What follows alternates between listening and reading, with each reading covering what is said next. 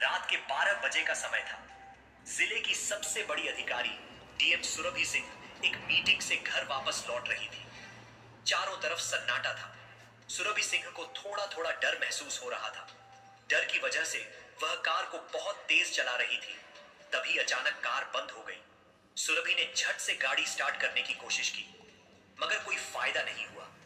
गाड़ी खराब हो चुकी थी और चालू होने का नाम नहीं ले रही थी। वह गाड़ी से उतरी और इधर उधर देखने लगी कि आखिर हुआ क्या है। तभी उन्हें लगा कि शायद इंजन में कोई प्रॉब्लम आ गई है। इसी वजह से गाड़ी स्टार्ट नहीं हो रही थी। लाख कोशिशों के बावजूद जब गाड़ी चालू नहीं हुई तो उन्होंने सोचा कि अपने पिता को कॉल करती हूँ। उन्होंने तुरंत मोबाइल निकाला, लेकिन जैसे ही कॉल करने की कोशिश की तो देखा कि नेटवर्क ही नहीं है। यह देखकर वह बहुत ज्यादा घबरा गई। अब मैं क्या करूं? ना तो गाड़ी स्टार्ट हो रही है और ना ही यहाँ नेटवर्क है। किसी से संपर्क भी नहीं कर सकती। अब घर कैसे जाऊं? मगर उन्होंने हिम्मत नहीं हारी। सोचा घर ज्यादा दूर नहीं है, मुझे जैसे तैसे करके यहाँ से जाना ही होगा। यह सोचकर वह धीरे धीरे चलने लगी। जैसे ही वह थोड़ी आगे बढ़ी, उन्हें दूर से गाड़ियों की लाइट दिखाई दी। वह थोड़ी खुश हुई कि चलो कोई तो मिला। वह धीरे धीरे उसी दिशा में बढ़ने लगी। जब वह गाड़ियों के पास पहुंची तो देखा कि वहां दो तीन हवलदार शराब की बोतलें खोलकर बैठे हैं, शराब पी रहे हैं और ताश खेल रहे हैं। उनके पास ताश की गड्डियां पड़ी थी। यह देखकर डीएम सुरभि सिंह गुस्से से कांप उठी। वह तुरंत हवलदारों के पास गई और सख्त लहजे में बोली, तुम सब यहाँ पर यह क्या कर रहे हो? वर्दी पहनकर यही काम है क्या? रास्ते में बैठकर शराब पी रहे हो? आखिर तुम लोग हो कौन? कानून तोड़ने वाले या कानून को मानने वाले? अगर तुम लोग ही यह सब करोगे तो जनता क्या करेगी? यह वर्दी तुम लोगों के लायक नहीं है, समझे? एक हवलदार हंसते हुए बोला, अरे मैडम, ज्यादा ज्ञान मत दीजिए, समझी? तुम्हारे जैसे मुख से यह बातें अच्छी नहीं लगती। आओ हमारे साथ बैठ जाओ, थोड़ी मौज मस्ती कर लो। आखिर इतनी रात को हुस्न की परी कहां से आ रही हो? कभी हमारी तरफ भी देख लो, हम भी तुम्हारे दीवाने हैं। यह सुनकर सुरभि सिंह का गुस्सा बढ़ गया, लेकिन उन्होंने खुद को संभालते हुए कहा, देखिए, मेरे सवाल का जवाब दीजिए। आप लोग यहाँ शराब क्यों पी रहे हैं? सरकार ने शराबबंदी लगाई है और आप लोग जो कानून के रखवाले हैं वही कानून तोड़ रहे हैं। शर्म नहीं आती आपको? यह वर्दी पहनने का कोई हक नहीं है आप लोगों को, समझे? इतना बोलते ही एक हवलदार ने सुरभि सिंह का हाथ पकड़ लिया और अपनी तरफ खींचते हुए बोला, अरे मैडम, हमें ज्ञान मत दीजिए, हमें पता है हमें क्या करना है। वो सब छोड़ो, आज तो तुम्हें हमारे साथ यह शराब पीनी ही पड़ेगी। थोड़ा खुश हो जाओ, मजा आ जाएगा। वैसे भी तुम्हें देखे बिना रहा नहीं जा रहा। प्लीज एक बार हमें खुश कर दो मेरी जान। यह शब्द सुनते ही सुरभि सिंह का गुस्सा फूट पड़ा। वह अपने गुस्से को कंट्रोल ना रख सकी और एक जोरदार थप्पड़ हवलदार के चेहरे पर मार दिया। गुस्से में बोली, तुम लोग इस वर्दी के लायक नहीं हो। अब देखो मैं क्या करती हूँ। ये वर्दी तुम्हें यूं ही नहीं दी गई है, जनता की सेवा करने के लिए दी गई है, ताकि तुम देश की रक्षा करो। मगर तुम लोग जनता की सेवा क्या करोगे? खुद ही बिगड़े हुए हो, जनता को क्या सुधारोगे? तभी एक और हवलदार ने सुरभि को जोर से खींच लिया और गुस्से में बोला, क्या देख रहे हो तुम लोग? पकड़ो इसे, आज इसे सबक सिखाना ही पड़ेगा। बहुत अकड़ दिखा रही है, पुलिस से पंगा ले रही है। अभी बताता हूं इसे कि कानून की ताकत क्या होती है। उसने सुरभि को कसकर पकड़ लिया, मगर सुरभि सिंह कोई आम लड़की नहीं थी। उन्होंने एक झटका देकर खुद को छुड़ा लिया, लेकिन अंदर डर बैठ चुका था। वह समझ नहीं पा रही थी कि अब क्या करें। ना भाग सकती थी, ना मदद बुला सकती थी। उन हवलदारों की नीयत देखकर साफ लग रहा था कि अब उनका बच पाना मुश्किल है। फिर डीएम सुरभि सिंह गुस्से में बोली, मैं इस जिले की डीएम हूं। मैं तुम चारों को अभी के अभी सस्पेंड कर देती हूँ और मैं कल ही एसपी सर से बात करके तुम चारों को सस्पेंड करवा कर रहूंगी, समझे? ये सुनकर हवलदार सारे हंस पड़े और उन्होंने सुरभि को पकड़ लिया। सुरभि के अंदर डर बैठ गया था। वह समझ नहीं पा रही थी कि क्या करें। फिर उन्होंने बहुत जोर लगाया और छूटकर भागने लगी, मन में यही सोचते हुए कि अगर वह भागी नहीं तो यह लोग उसके साथ क्या क्या कर सकते हैं, क्योंकि सारे हवलदार नशे में चूर थे और उनकी नीयत ठीक नहीं लग रही थी। सुरभि तेजी से दौड़ रही थी। चारों हवलदार उनके पीछे दौड़े। दौड़ते दौड़ते एक हवलदार ने सुरभि को पकड़ लिया। गुस्से में उसने सुरभि के गाल पर एक थप्पड़ दे मारा और बोला, तेरी इतनी हिम्मत है कि यहाँ से भाग जाए? पहले हमें खुश कर, फिर यहीं से कहाँ जाना समझी? कहीं नहीं जाने देगा तुम्हें। अगर आज तुम्हें छोड़ दिया तो ऐसी हुस्न की परी और हमें कहीं नहीं मिलेगी। ज्यादा भाव मत खाओ, जो बोल रहे हैं वही करो। सुरभि डर से कांप रही थी। उन्होंने कहा, तुम लोग नशे में चूर हो, इसलिए समझ ही नहीं आ रहा कि क्या कर रहे हो। बहुत पछताओगे तुम लोग। मुझे जाने दो, वरना तुम लोगों के साथ क्या होगा तुम्हें पता नहीं है। मैं ठीक कह रही हूँ, मुझे छोड़ दीजिए। मैं जिले की डीएम हूँ और आप लोग जो कर रहे हैं वह बहुत गलत है।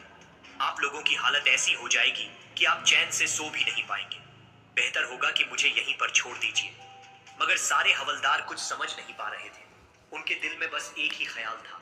लड़की देखकर वे पागल हो चुके थे। उनकी आंखों में कुछ भी सही दिखाई नहीं दे रहा था। एक हवलदार हंसते हुए बोला, ये लड़की खुद को डीएम समझती है। डीएम होता क्या है जानती है तू? तुझे देखकर तो लग भी नहीं रहा कि तू डीएम है। ज्यादा होशियारी मत कर, समझी? जो बोल रहे हैं वही कर। सुरभ भीतर ही भीतर टूट रही थी। सोच रही थी कि अगर अभी भाग नहीं पाई और यहां फंस गई तो ये लोग उनसे कोई भी गलत काम कर सकते हैं। लेकिन भागना भी संभव नहीं था। फिर उन्होंने हिम्मत जुटाई। एक हवलदार से उसकी बंदूक छीन ली और चारों को बंदूक दिखाकर डरा धमकाकर भाग निकल पड़ी। डर के मारे सारे हवलदार वहीं ठहरे रहे। किसी ने उनका पीछा नहीं किया। सबके मन में डर बैठ गया था कि कहीं गोली ना चल जाए।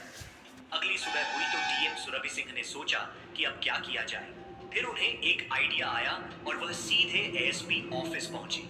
वहां जाकर उन्होंने चारों हवलदारों के खिलाफ रिपोर्ट दर्ज करवाने का आग्रह किया और सस्पेंड करने की मांग की। मगर किसी भी पदाधिकारी को बिना पर्याप्त सबूत सस्पेंड नहीं किया जा सकता था। एसआईएसपी राजेश सिंह ने कहा, मैडम, मैं आपकी बात से सहमत हूं, मगर हम बिना किसी सबूत के कार्रवाई नहीं कर सकते। मैं आपसे अनुरोध करती हूं कि आप उनके खिलाफ कुछ सबूत लाएं, तभी मैं इस केस को आगे बढ़ाऊंगा। सुरभ परेशान हो गई कि आखिर क्या किया जाए। बात तो सच थी कि बिना सबूत के किसी को सस्पेंड करना मुश्किल था। वह तुरंत घर पहुंची और कुछ देर सोई। फिर उन्हें एक योजना सूझी और वह सीधे उसी थाने पहुंची जहां चारों हवलदार तैनात थे। थाने में जाकर उन्होंने देखा कि इंस्पेक्टर सूरज सिंह डेस्क पर बैठे थे। इंस्पेक्टर ने डीएम सुरभि सिंह को पहचानने की कोशिश नहीं की। उन्हें लगा ये किसी गांव की महिला हो सकती है, क्योंकि वे साड़ी में आई थी। सुरभि इंस्पेक्टर के पास गई और बोली, सर, मुझे रिपोर्ट लिखवानी है।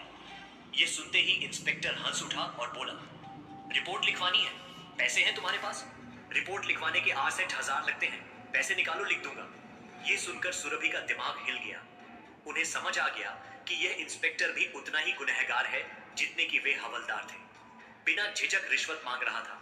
तब सुरभ ने कड़क आवाज में कहा, सर, हमें कानून मत पढ़ाइए। कानून में कहीं नहीं लिखा है कि रिपोर्ट लिखवाने के पैसे लगते हैं।